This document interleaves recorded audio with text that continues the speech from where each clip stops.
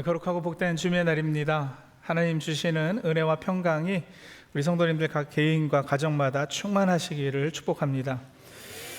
주시는 말씀 같이 보시겠습니다. 마가복음 2장 1절에서 12절입니다.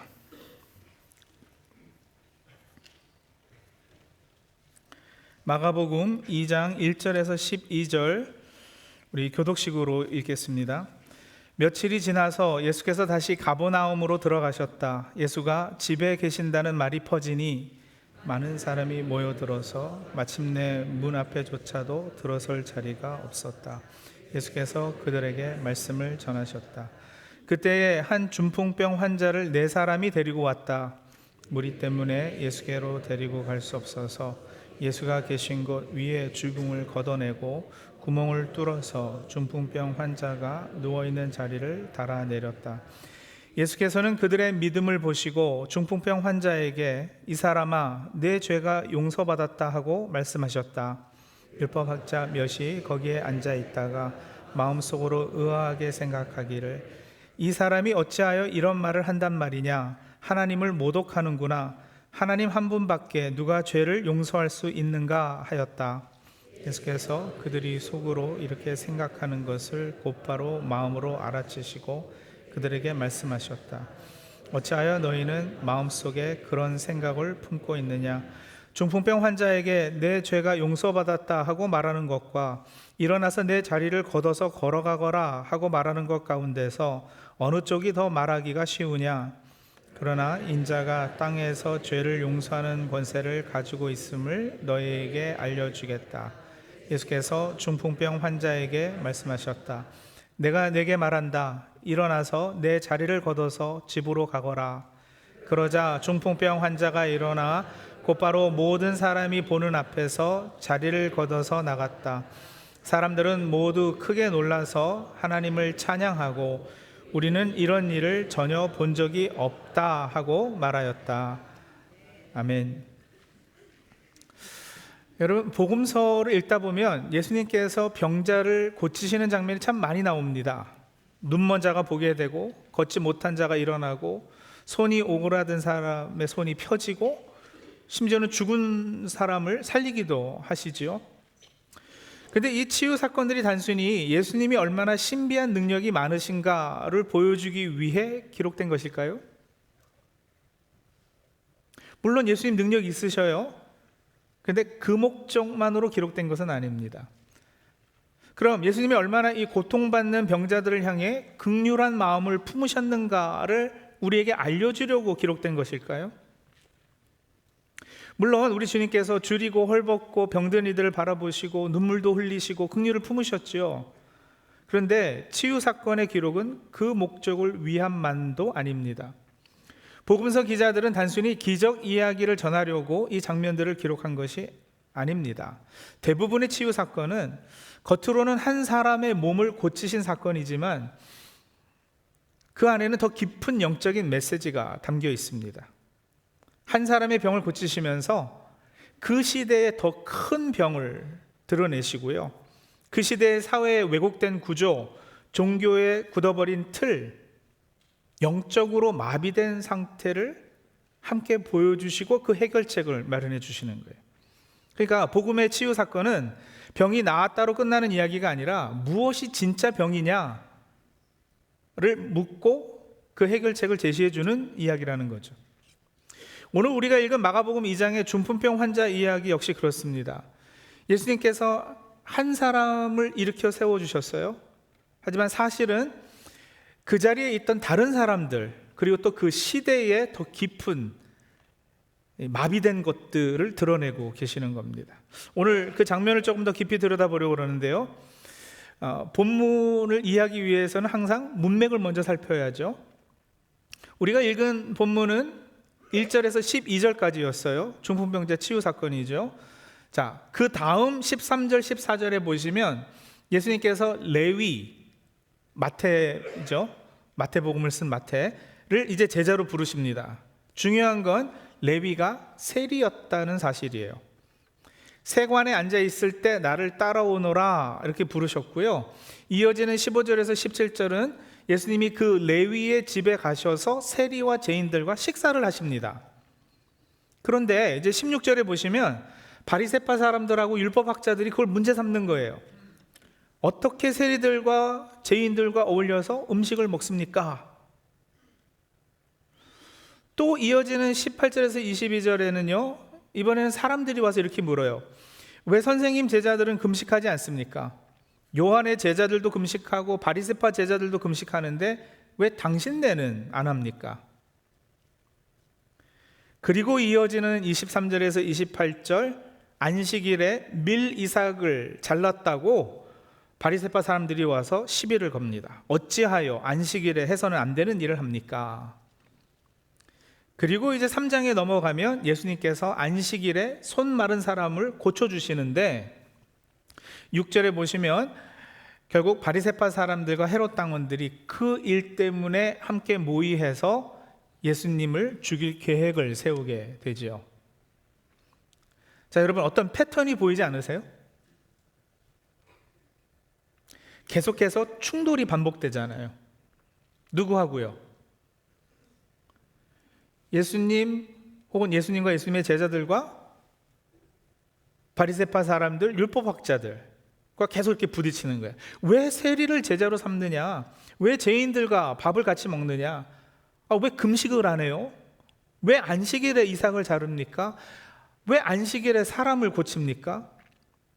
여러분, 이게 단순한 신학 논쟁이었을까요? 마가복음을 쓴 마가가 이런 사건들을 이렇게 배치한 이유가 여러분 어떤 선언을 하는 거예요. 지금 마가는 이렇게 말하고 있는 거죠. 율법은 본래 사람을 살리라고 주어진 것인데 어느 순간 율법이 사람을 묶고 마비하는 도구가 되어버렸다. 오늘 본문의 위치를 한번 보시자고요. 오늘 본문은 중풍병자 치유 사건이잖아요. 2장 시작이 그렇게 됐어요. 3장 시작은 손 마른 사람 치유 사건이잖아요. 이 두 치유 사건의 공통점이 뭐예요?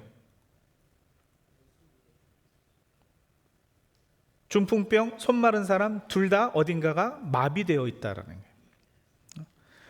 마비는 뭔가가 꽉 막혀서 움직이지 못하는 상태를 말하는 거잖아요. 근데 지금 같이 보았듯이 이 문맥 안에서는 여러분 이 두 병자의 마비된 것을 빗대서 사실 진짜 꽉 막혀 있는 진짜 마비된 사람들은 누구라는 거예요? 예, 바리새파 율법학자들이요. 고통받고 있는 병자를 향해 그 마음이 닫혀 있고요. 죄인을 향해 닫혀 있고 금식 형식에 묶여 있고 안식일 규정에 갇혀 있고 통념을 깨지 못하는 사람들인 거예요. 마비된 거죠. 경직되어 있어요. 이 종교 지도자들이 율법의 정신은 잃어버리고 율법의 틀만 붙잡고 있었던 겁니다. 하나님이 본래 율법을 주신 의도는 뭐였는데요? 출애굽 이후에 율법을 주셨잖아요, 이스라엘에게. 그러니까 이집트 노예에서 해방돼서 자유인이 되고서는 이걸 주셨단 말이에요. 무슨 의미로요? 이제는 더 이상 바로의 종이 아니라 하나님의 자녀로, 하나님의 백성으로 하나님의 통치를 누리며 잘 살게 해주시려고요. 율법을 잘 지켜야 구원해준다 그 대가로 아니고요. 이제 구원을 해줬으니까 그걸 누려라. 구원을 즐기면서 그야말로 풍성한 삶을 살도록 율법을 주신 거예요.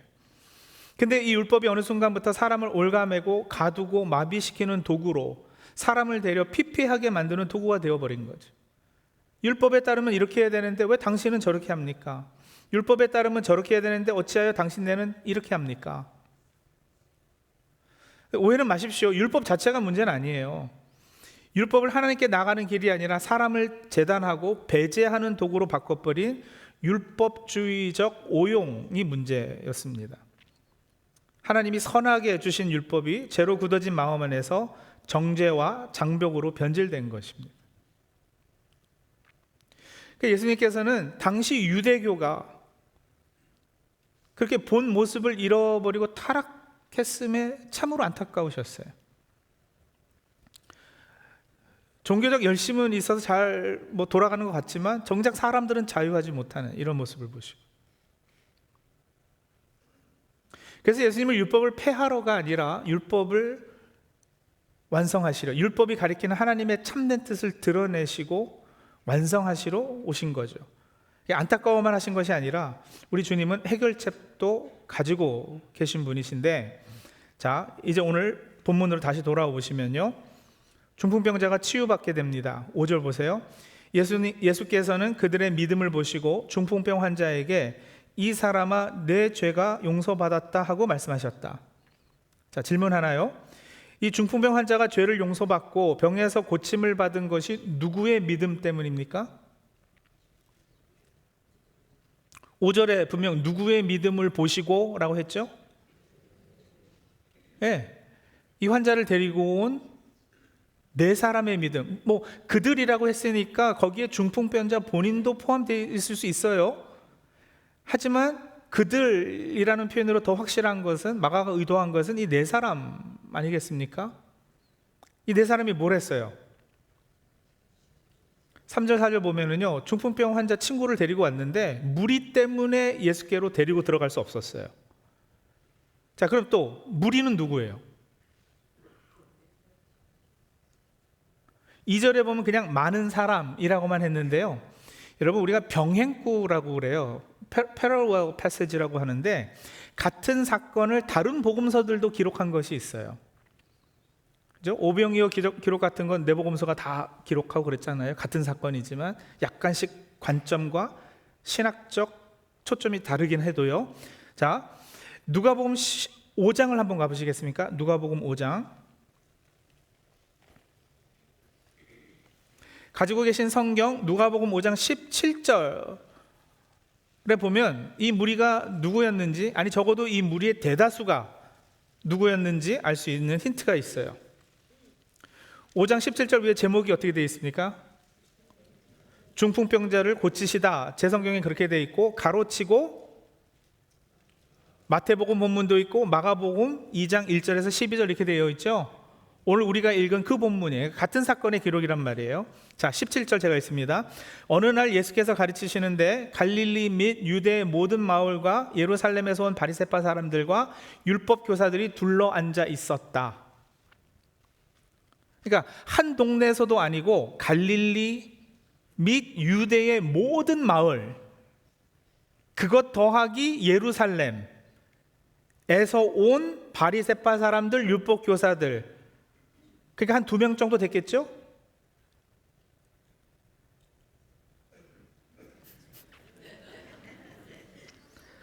아니죠. 그죠? 여러 마을, 모든 마을, 예루살렘에서도 온 바리새파 율법 교사들, 적은 무리가 분명 아니에요. 이들이 지금 예수님이 가르치시는데 둘러 앉아 있었다 이러거든요. 그러니까 이 무리의 구성원의 대다수가 바리새파 사람들과 율법 학자들이었고, 지금 그들로 인해서 오늘 본문 다시 4절 보시면 무리 때문에 예수께로 데리고 갈 수 없어서예요. 그들이 가로막고 있는 거예요. 이건 당시 율법의 역할의 한계를 보여주는 또 다른 그림이기도 합니다. 보세요. 예수님을 하나님 혹은 치유, 긍휼의 상징으로 한번 우리가 이렇게 세워놓고, 바리새파 율법학자들을 당시 율법을 상징하고 대표하고 있다고 보면, 이 율법에 가로막혀서 고통받는 이 사람들이 하나님께 나아가지 못하고 있는 이런 그림이 그려지죠. 그래서 이 네 사람이 뭐를 했느냐? 파격적인 행동을 했어요. 집에 들어가려면 보통 문으로 들어가야지, 문으로 들어가기 힘들다고 집 지붕을 걷어내서 구멍을 뚫습니까? 누구 집인지도 몰라요. 성경에 자세히 기록하지 않거든요. 베드로 집일 수도 있지만 본문에 쓰여진 뉘앙스대로는요, 예수님 본인 집일 가능성이 제일 크긴 커요. 하여간 이 네 사람 입장에서 따지고 보면 그냥 남의 집인데, 남의 집 지붕을 뚫고 구멍을 이렇게 뚫었다. 이건 민폐를 넘어서 상당히 과격한 행위죠. 근데 예수님은요, 그들의 믿음을 보시고, 자기 집 지붕이 뭐 뜯겨 나갔다 이게 아니라 그들의 믿음을 보시고. 자, 그렇다면 예수님께서 보신 그들의 믿음은 어떤 믿음일까요? 이 믿음의 내용이 뭐였을까요? 여러분, 성경에서 믿음을 이야기할 때 그 종류와 내용이 다양합니다. 그래서 그냥 믿음 그거 하나로 그냥 다 퉁치면 안 돼요. 어떤 믿음이냐, 어떤 종류의 믿음이냐, 그 내용이 뭐냐, 이걸 살펴야 되는데, 적어도 오늘 본문에서 예수께서 보신 이 네 사람의 믿음은 이겁니다. 사지가 마비되어 예수께 스스로 나가지 못했던 타인을 위해 파격적으로 통념을 깨는 행위. 다시요. 마비가 돼가지고 스스로 자기 힘으로 예수님께 나가지 못하는 누군가를 위해 당시 통념을 파격적으로 깨는 행위, 믿음이죠. 타인을 위해서 행동한 거예요. 타인을 위해 과격하다 싶을 정도의 행위를 했어요. 타인을 위해 앞뒤 좌우가 막히자 하늘의 길을 내서 하늘과 땅을 연결해주는 역할을 했어요. 당시 통념을 깼기에 당해야 했던 비난과 손해를 감수하는 희생정신을 보였어요. 그렇게 마비된 사람, 갇혀있는 사람을 죄사함의 권세를 가지신 예수님께 인도해서 누워있는 자리를 걷어 집으로 가게 해주신 이 네 분의 헌신, 이게 예수님께서 보신 이 네 사람의 믿음이에요. 그리고 여러분, 이거는 바로 예수님께서 앞으로 하실 일의 일종의 그림자, 이거 예고편입니다. 어떻게 해요? 예수님이 뭘 하시는데요? 당시 종교 지도자들의 잘못된 통념을 깨셨잖아요. 그들의 가로막힘으로 앞뒤 좌우가 막히자 하늘의 길을 내시기 위해서 십자가에 달리심으로 지붕을 걷어내고 구멍을 뚫으셨어요. 파격적인 행보였습니다. 율법의 한계로 다하지 못한 본래 율법의 의도를 결국 십자가에 달리심으로 이루시고 완성하셨습니다. 여러분, 예수님은 단지 병을 고치시는 분이 아니라 땅에서 죄를 사는 권세를 가지신 분이에요. 오늘 본문이 사실 그 주제, 그 핵심 메시지거든요.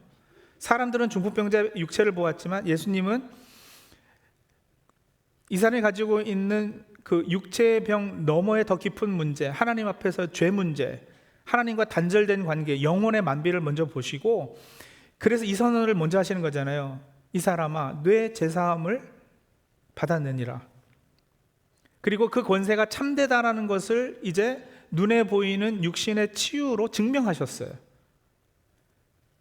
이게 복음이죠. 우리가 가장 필요한 우선되는 것은 환경의 개선 이전에 하나님과의 화목입니다. 우리가 먼저 해결받아야 될 문제는 우리의 죄 문제. 그 죄를 해결할 권세를 가지신 분이 바로 예수 그리스도. 성경 해석학적으로 엄밀히 말해 이 지붕 뚫은 사건 자체가 곧 십자가 예표라고 단정하기는 어렵지만, 그러나 이 사건에서 복음의 원리는 분명히 드러났어요. 사람이 스스로 뚫을 수 없는 막힘을 예수님이 해결하신다라는 거. 그리고 그 절정은 십자가입니다. 그래서 이 네 사람의 믿음이 중풍병 환자의 육신의 치료만이 아니라 죄가 용서받았다는 말씀을 듣게 하는 전인적 구원을 이루게 한 거예요.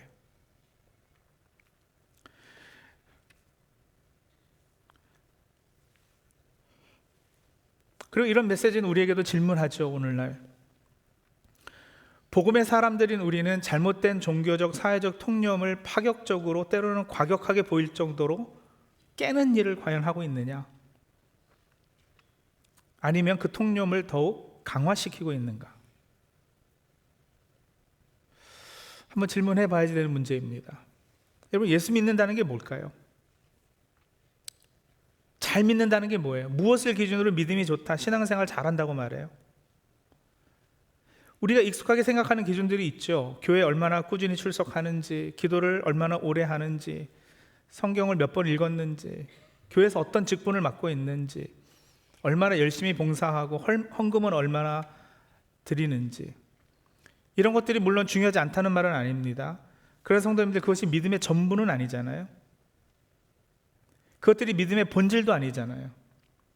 특히 기독교 신앙은요, 이거는 된다, 저거는 안 된다, 이렇게 선을 긋는데 이렇게 집중하고 있는, 집착하고 있는 이런 종교는 더욱 아니란 말이에요. 믿음의 본질은 먼저 예수 그리스도께 대한 의탁입니다. 내가 나를 고칠 수 없고 내가 내 죄를 해결할 수 없기에 주님께 나아가 붙드는 것, 믿음이죠. 근데 여러분, 그 믿음은 반드시 열매를 낳습니다. 어떤 열매요? 오늘 본문에서 그 열매가 타인을 살리기 위해 위험과 손해를 감수하는 사랑의 행동으로 나타나는 것과 같은 그런 열매예요. 이 두 가지가 다른 것이 아니에요. 그래서 성경은 그냥 이 네 사람의 믿음으로만 이렇게 얘기를 했어요. 왜냐하면 같은 것이니까요. 저는 믿음과 열매를 지금 나눠서 설명을 드리지만, 그렇죠?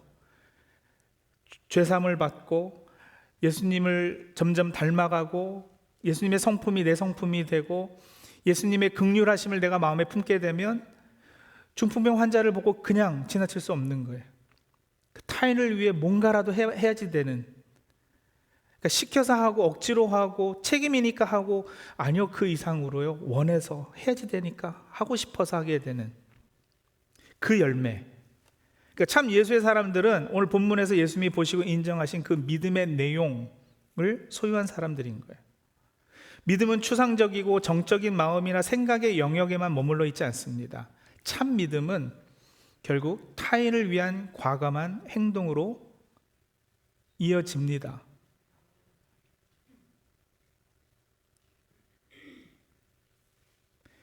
믿음 있는 사람은 그 열매를 이 동전의 양면처럼 같이 가지고 있는 거예요. 그러므로 믿음의 사람들의 모임인 교회는 무엇을 하는 곳이어야 되는가? 교회는 먼저 죄사함의 복음을 선포하고 사람들을 예수님께 데려오는 공동체여야 되죠. 동시에 교회는 영적, 관계적, 경제적 제약으로 스스로 걸어 들어오지 못하는 이들을 위해 자꾸 길을 내는 공동체인 거예요. 지난 주일에 우리는 장학주일로 지켰어요. 왜 우리가 적지 않은 예산을 세워서 장학 사역을 할까요? 장학 사역만이 아니에요. 나중에 다시 자세히 설명드리겠지만 우리 동네 프랭클린 타운십 푸드뱅크하고 이 소멀셋의 YMCA 우리 교회가 올해부터 각 단체당 10,000불씩 1년에 5년을 후원하기로 했어요. 그러니까 두 단체 합쳐서 5년 동안 10만 불을 기부할 겁니다. 왜 우리가 그렇게 하죠? 교회가 재정적으로 여유가 넉넉해서요? 아닙니다. 부끄럽지만 작년 우리 교회 일반 재정은 마이너스였습니다.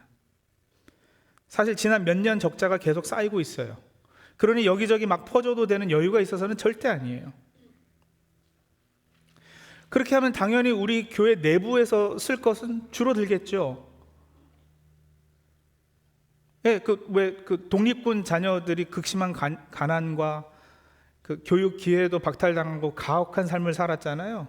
그런 유사한 현상이 발생할 수도 있을 것 같아요. 우리는 더 못 쓰고 밖으로 자꾸 내보내니까. 하지만 여러분, 교회가 뭐냐고요? 이 시대가 교회가 뭐 하는 곳이어야 되고 무엇을 책임지는 곳이어야 하느냐고요. 미래 세대를 위해 지붕을 걷어내는 믿음의 행위를 하는 곳이어야 되지 않겠습니까? 우리가 속한 지역사회의 어둠의 구름을 거치게 하고 하늘의 빛이 비치게 하는 일을 하는 곳이어야 되지 않겠습니까? 영적, 경제적 제약과 이런저런 것으로 가로막혀 스스로 나아갈 수 없는 이들을 위해 주님의 몸된 교회는 우리가 지붕을 걷어내고 그들을 예수님께 데려가야 되지 않겠어요? 교회 담장을 넘어 어려운 이웃과 빵 한 조각도 나누고 베풀고 하나님의 긍휼하심을 세상에 보이는 빛과 소금의 역할, 예수님이 우리에게 당부하신 일이에요.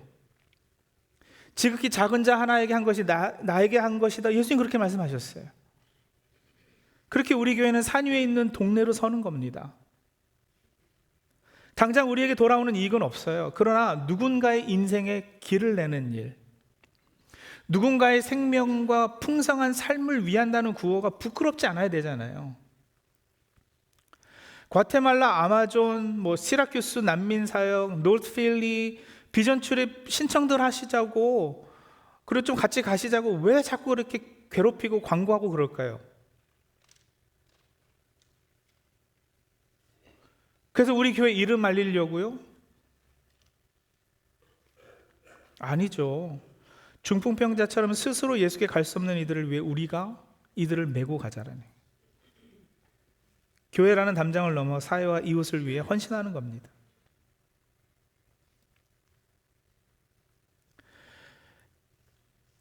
억지로 하자는 거 절대 아니에요. 마지못하는데 막 이렇게 싫은데도 따라오자 그런 것도 아니에요. 그러지 마세요. 여러분 신앙이 참 신앙이면 예수님의 성품을 닮아가게 되고 예수님의 마음이 아픈 곳으로 내 마음도 찢어지게 되고, 그러면 눈을 들어 바라봤는데 이런 무너져 있는 성벽들이 있을 때 재건하러 나서고 누워있는 사람들 이렇게 세워주려고 도와주고, 이거는 그냥 반자동으로 되는 일이어야 되는 거죠. 근데 여러분, 그렇게 했을 때 예수님께서 약속하신 풍성한 삶이 우리에게 주어질 거예요. 생각해 보세요. 돈이 많으면 풍성한 삶일까요? 명예가 있으면 풍성한 삶일까요? 소유가 많으면 풍성해요? 이런 것들이 전혀 의미 없다는 거 아니에요. 필요해요. 중요해요. 하지만 그것들이 예수님이 약속하신 그 풍성함의 제대로 된 기준은 아니에요. 그런 거 많이 가지고도 마음이 텅 비어 있는 사람들 얼마든지 있어요, 세상에. 인생의 깊이와 의미는 소유의 크기와 정확히 비례하지 않습니다. 마비된 종교는 더 가져야 풍성하다고 이렇게 꼬일 거예요. 예수 믿으면 잘 먹고 잘 산다고 기복신앙을 팔 거고요. 중풍병 걸린 종교는 복음 없이 죄의 찔림과 회개 없이 뭐 잘 되는 나 이런 류의 자기 개발 이야기를 할 거예요. 그래서 여러분, 우리가 하는 헌금과 기도가 사찰의 기와 불사나 무당에 바치는 복채와 같은 수준일 수는 없잖아요.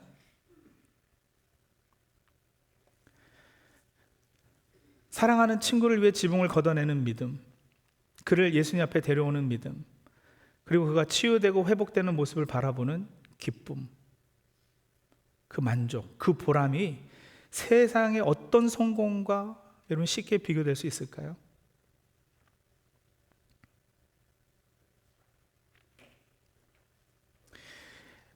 일어나서 내 자리를 걷어서 집으로 가거라. 자리를 걷어간다는 게 무슨 뜻이에요? 묶여있던 사람이 이제는 자유인이 됐다는 거 아니겠어요? 수동적인 존재가 제 삶을 살아가는 주체가 됐다는 거예요.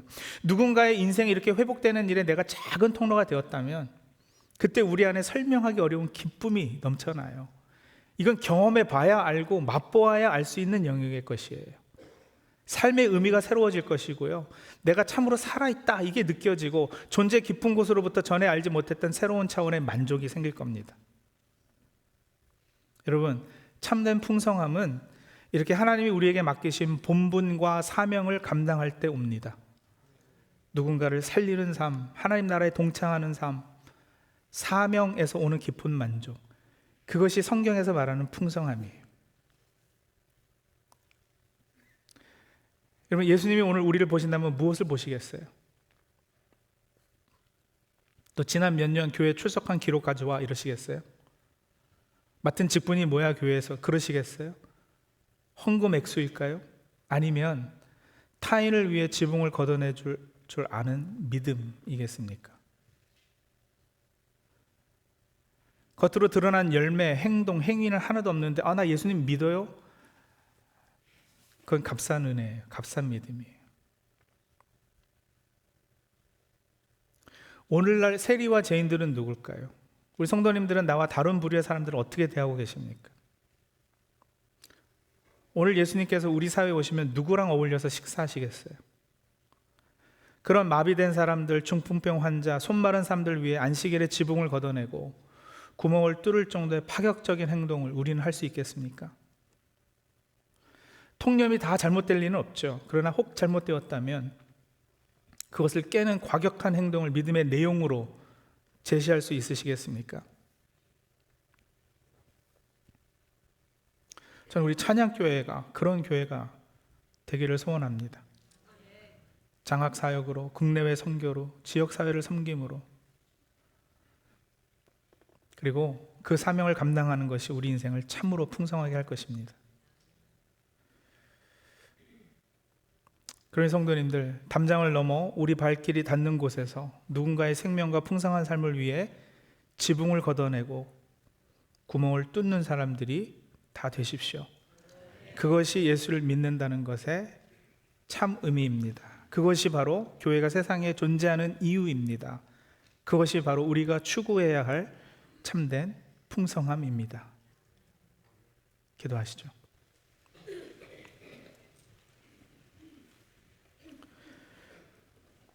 우리 한 두 가지 제목 가지고 기도하겠는데요. 먼저 우리 자신을 한번 성찰하겠습니다.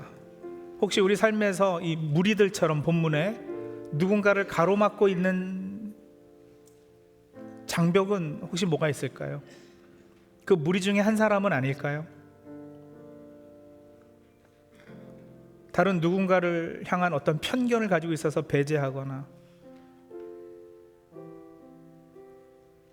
타인을 위해 어떤 헌신과 희생을 하지 못하는 어떤 경제적 계산, 시간 부족 혹은 체면일 수도 있고요.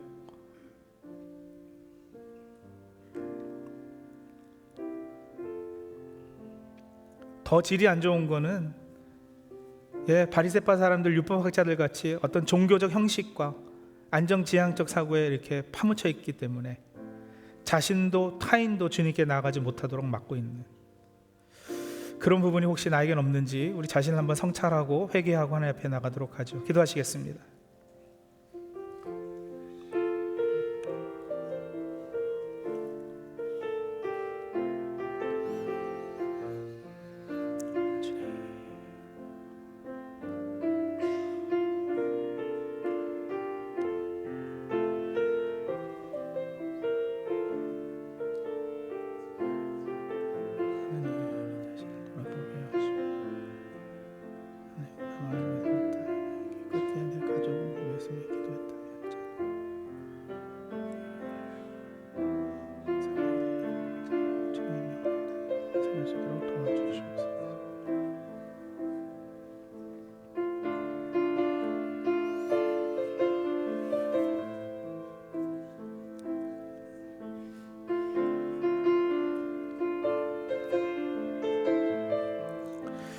우리 한 가지 더 기도하겠습니다. 지붕을 걷어내고 구멍을 뚫는 파격적인 믿음 우리가 가질 수 있게 해달라고 같이 기도하실까요? 스스로 주님께 나올 수 없는 이들을 위해 비난과 손해를 감수하고라도 하늘의 길을 내는 헌신적인 믿음의 행동을 우리 삶과 우리 교회 가운데 허락하여 주시옵소서. 우리 교회가 담장을 넘어 누군가의 인생의 하늘로 통하는 길을 내는 공동체 되게 하여 주시옵소서. 우리 같이 기도하시겠습니다.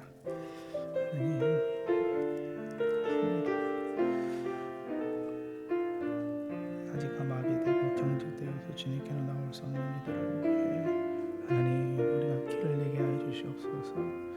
지붕을 걷어내고 구멍을 뚫는 파격적인 통념을 깨는 일들을 잘 감당해내고 그래서 이 시대를 깨우는 새벽을 깨우는 역할 감당하는 우리 자녀들 다 되게 하여 주시옵소서.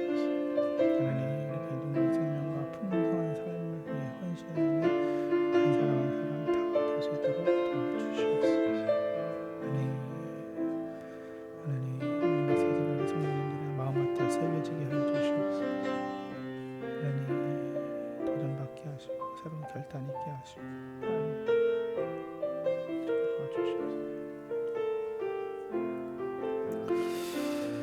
죄사함의 권세를 가지신 주님, 오늘 우리는 지붕을 뚫고 친구를 주님 앞에 내린 네 사람의 믿음을 보았습니다. 우리 안에 굳어진 종교적 틀과 이기심의 지붕을 걷어내 주시옵소서. 마비된 채 누워있는 이웃을 주님께로 인도하는 통로 다 될 수 있도록 도와주시옵소서. 그 과정에서 오는 기쁨을 맛보는 풍성한 삶을 살 수 있게 하여 주시옵소서. 예수님의 이름으로 기도합니다. 아멘.